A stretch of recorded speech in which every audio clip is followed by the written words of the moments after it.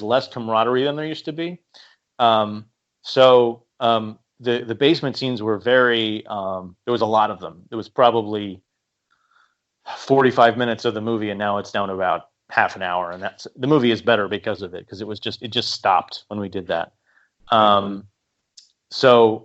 There's less of it than there used to be. There's some good stuff that was cut, but it hurt the pacing too much. I'm picturing in my mind like a mashup, sort of a Virginia Woolf and District 9 kind of mashup.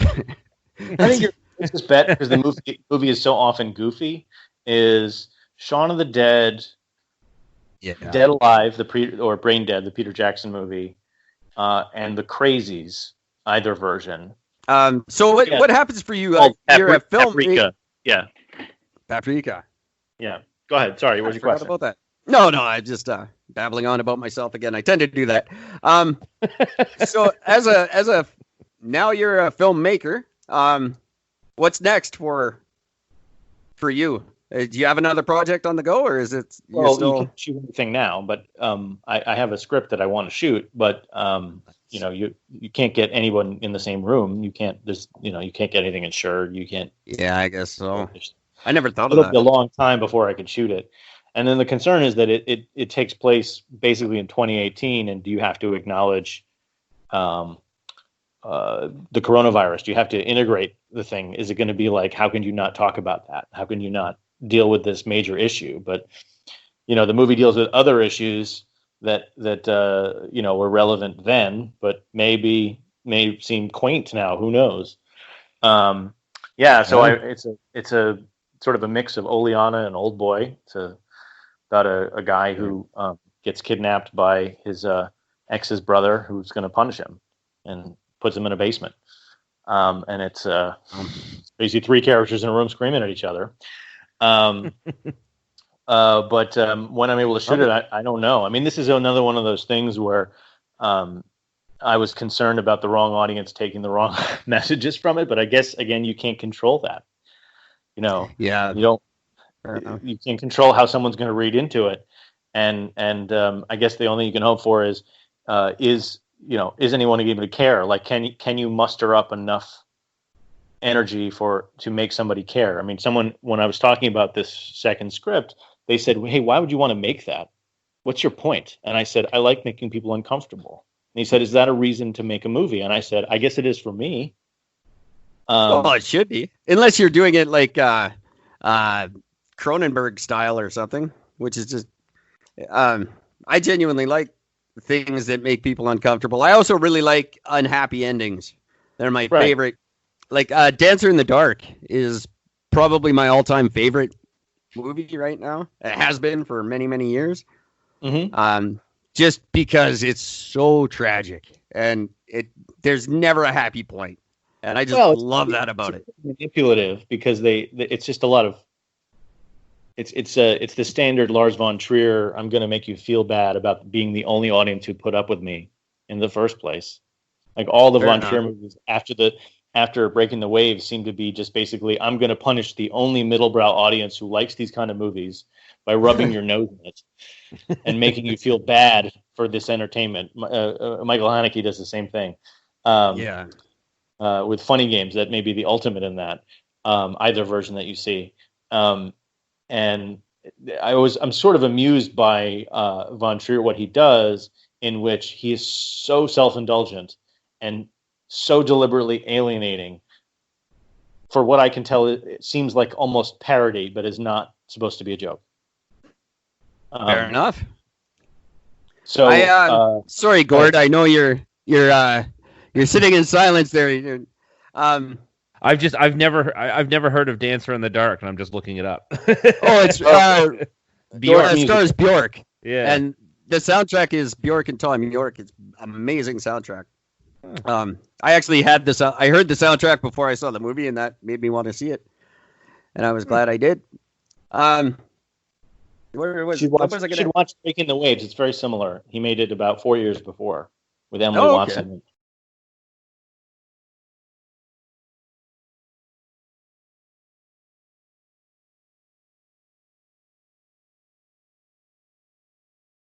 I'm a big fan of the Downers. Roger Nygard, He was the last film guy we had on here. You know what's funny? I interviewed Roger Nygaard 10 years ago on my podcast. Really?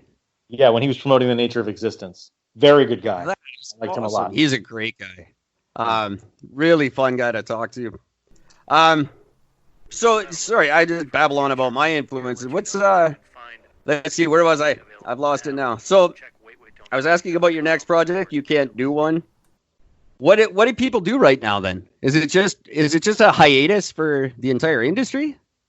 Yeah, I mean, I have a regular job, so it doesn't change that. But yeah, that's how I financed the movie was the regular job. But yeah, I people are just sitting around. I mean, you know, the actors unions are waiting for the okay to go back to work, but they can't quite agree on how any of it would work. So you can't get close to anybody. And, you know, what do you do if somebody gets infected? Are they fired? What do you do then? Yeah, I guess. I'm. It's an 89% recovery rate. I think everybody should go back to work. I mean, that's not a very good recovery rate. No. On a totally different subject, I wanted to ask. Yeah. When back in the day, I guess the studio that took chances was Lionsgate. Is there one now that is willing to take chances anymore, or is everything just going to be remakes and? It's okay. Yeah, they put out a great slate of movies pretty much every year. I mean, Neon picked up Parasite in the U.S., but they're kind of small. But A24 is basically the Miramax of now. I see. I swore off movies years ago. I haven't watched a single one. The last new film I watched was 21 Jump Street. Okay. And then I was just done with the industry just because everything at the time was a remake or a sequel, and I couldn't deal with it. I think Karate. Last year, A24 put out Uncut Gems, Waves, The Lighthouse, The Farewell, Midsommar, Last Black Man in San Francisco, Under the Silver Lake. I've heard of Climax, which is a Gaspar Noé film. Very cool. 2018, Eighth Grade, which was great. Hereditary, also very good. First Reformed, Last Movie Star. I don't know. None of those sound like a comic book movie. Yep, none of them are. The Disaster Artist, Lady Bird, Killing of a Sacred Deer. Now that's a great filmmaker, the guy who made that.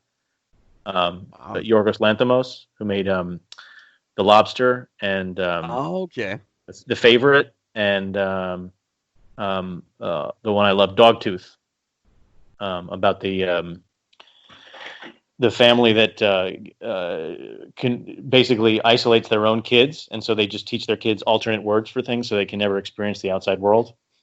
Oh wow, it's great. What's it called? Dogface? Dogtooth. Dogtooth. I love dark comedies, and that's one of the darkest. Yeah, so do I. So anytime anybody makes a phone call, they'll use alternate words, so they have no instinct to go to the outside world and experience any of it. It's great. Very neat. What's one movie that's The Lobster is? I also like that one a lot. You might have that with Colin Farrell. Yeah, I haven't seen it yet. I've heard great things for it, and I'm not a big Colin Farrell fan, but he's playing kind of someone dumpy in it. I mean, the premise is that you are forced to find someone to fall in love with in this futuristic version of society, and if you do not fall in love with the person who you are assigned to within your group, then you will be turned into an animal of your choice. Very cool. Gordon, you can get in on this one. I want to know. I'm very curious for you too. What's one movie we could go all time? One movie that's just really disappointed you. Oh wow. Oh man. There actually was American Ninja Part 2. That movie broke my heart. Steve James is still in that one, and he's the good part of those movies. I was such a fanatic. I loved the first one so much, and I saw the second one, and I almost wept. I was just like, oh, this is just not what I wanted at all. I was really sad by the second one. James Caan in the third one, right? Is that when he dies? Yeah. He's the only thing I like in the first one. So like the second one, doesn't it deliver exactly what the first one does, which is basically repeating it? Yeah, and that's why. Like I was just hoping for just something slightly different, but there was literally no difference. It was just watching the same movie just set on a slightly different backdrop. It was just I was so sad.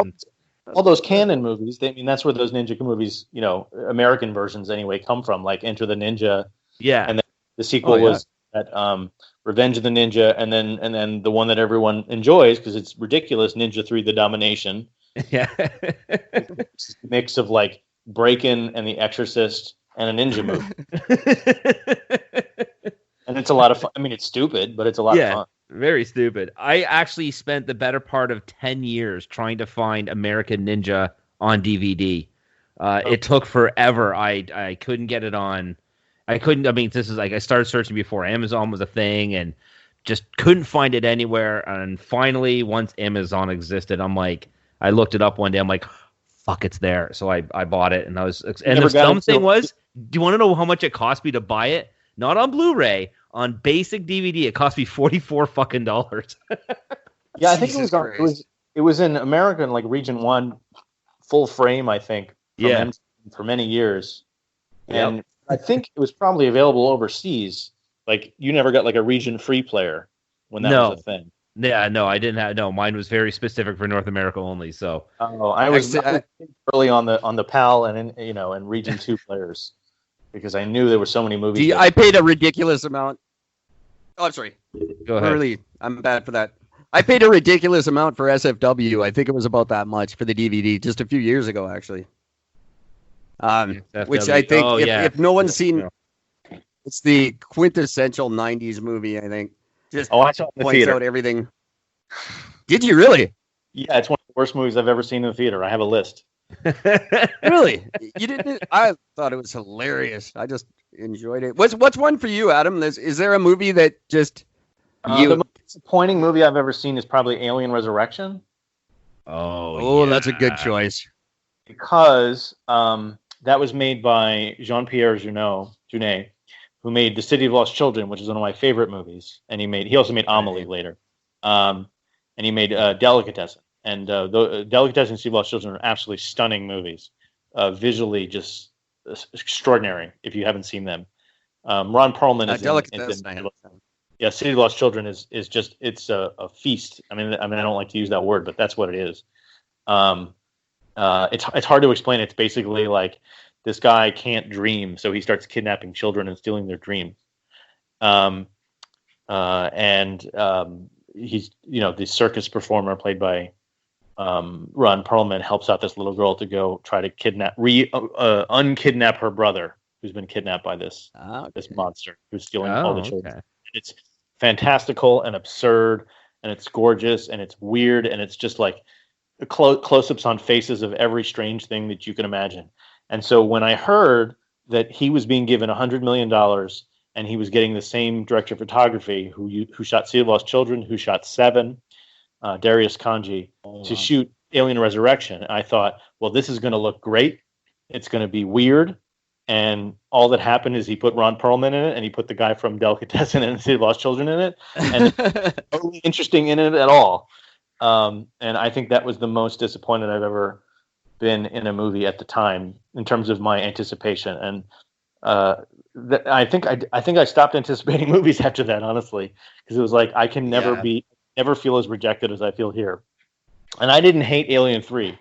I've never really hated it. I know a lot of people do. I think it works okay in the longer cut, but I like Alien 3. I didn't mind it. Peter Berg. Yeah, how do you hate anything with Peter Berg? Peter Berg? Is he not Alien 3? No. What Alien am I thinking of? Doesn't matter. Who am I thinking of? I don't know. I mean, Peter Berg's an actor. Yeah. Is he not in Alien 3? Who's the guy I'm thinking of? He just died recently. Pete Postlethwaite. Oh, that might be it. The guy who was in one of those Jurassic Park ones, and he's also Kobayashi in Usual Suspects. Oh shit! Oh that guy. no, that's not the guy I'm thinking of. Is he dead too?